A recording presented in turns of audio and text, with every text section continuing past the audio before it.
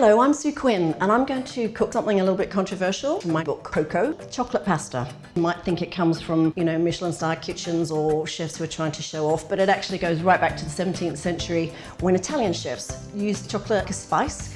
So they add it to all sorts of dishes just to add a bit of extra deliciousness and flavour, and it really does work. So I'm going to start by putting some walnuts in the oven to toast.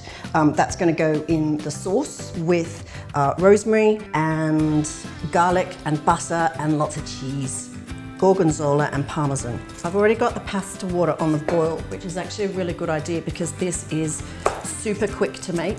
So if you time your pasta cooking perfectly, you can have this done in about 10 minutes. I've chopped that reasonably fine. And the only difficult part about making this sauce is being a little bit careful not to burn the garlic. I'm going to grab some butter. I always use unsalted because you're in charge of the salt. And it's really important to taste this as we cook it. Once it's foaming a little bit, I'll add this in. And I swear this is one of the most delicious smells that ever happens in the kitchen, the combination of rosemary, garlic and butter burbling away there. Okay, so what we want to do with the garlic is cook it until it's nice and tender and all that harshness has been cooked out of it, but we don't really want it to colour or burn, obviously, otherwise you'll end up with a really bitter sauce. It only takes 3 or 4 minutes to do that. It smells amazing. And then when we are ready, we're going to add about 80 mils of cream in there, a really good splosh, about 3 tablespoons of white wine, and we'll let that simmer away for a second. The creamy sauce is kind of ready to take the cheese, and the cheese, oh my goodness, the cheese is the best bit. I'm using gorgonzola and parmesan, and gorgonzola is probably one of my favorite cheeses. You could use another blue cheese in this dish, whatever you can find at the supermarket or local store, but I think, having tried a lot of them, gorgonzola is the best. It's creamy and it's just got the right level of delicious blue rather than kind of robust, edgy, sharp blue. There are different kinds of gorgonzola and I've used both and both work really well. But in this particular one I'm using dolce, which is the sweeter version, not the picante. You can use both, but this is a little gentler and it works really, really well. All you have to do really is chop the cheese up into little bits because they're going into the pan and they'll melt down. And then some parmesan, which will, add that all wonderful umami saltiness. And just stir that in, and you can see that the gorgonzola is already melting down. It smells delicious. Yeah.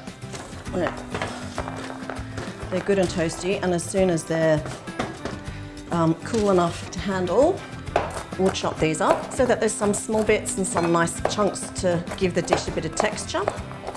And I will put most of those actually into the sauce, and I'll just leave a few to pop on top. So I've got a big pan of water boiling because you don't want to skimp on the size of the pot you're using. Otherwise the pasta will stick together and the pasta cooks and release some of its starches, but the water tends to become a bit glue-like if you don't use enough water. And even though the sauce is quite salty with lots of parmesan, it's great to get the seasoning into the pasta. And this I'm using is fresh tagliatelle.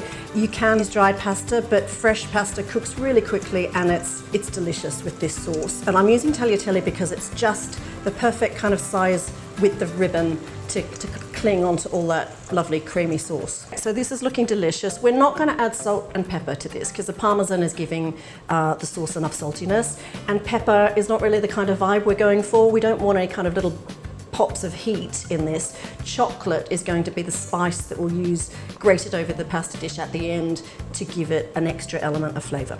I think our pasta is coming up to ready, and the crucial ingredient here is some of the pasta water. This is where you have to feel your way slightly. I want to make a sauce that looks slightly too runny because once the pasta goes back into the pan, it's going to suck up all those delicious flavours and some of the liquid. If there's quite a bit of water left clinging to the pasta, it's fine too actually, because that will loosen the sauce even more. So I'm just going to tip that straight into there, and you can see pretty quickly that the sauce is being absorbed by the pasta. This my favourite part of the process because it smells so beautiful. It brightens and lifts the flavors, which it kind of needs because there's so much cheese. You can add as much or as little as you want, but I like to do about half a lemon's worth. This is smelling amazing. I'm going to pop this on a serving dish, and this is how I'll take it to the table. Now, I'm using here what might look an odd piece of chocolate. It's a chef's product designed to grate over food. You don't have to use this. You can buy a block of 100% chocolate, widely available at supermarkets now. If you can't put your hands on 100%, go for 90%. Don't go for anything sweet because that's not the point of this dish. We really don't want the chocolate to taste sweet.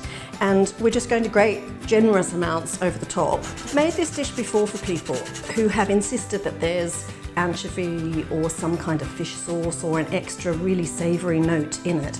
And there's not. I think there's just a little bit of magic happens when you combine the really dark chocolate, which has got lots of complex flavours in it anyway, with the gorgonzola, with the parmesan, and it all adds up to something kind of more than the sum of its parts, really.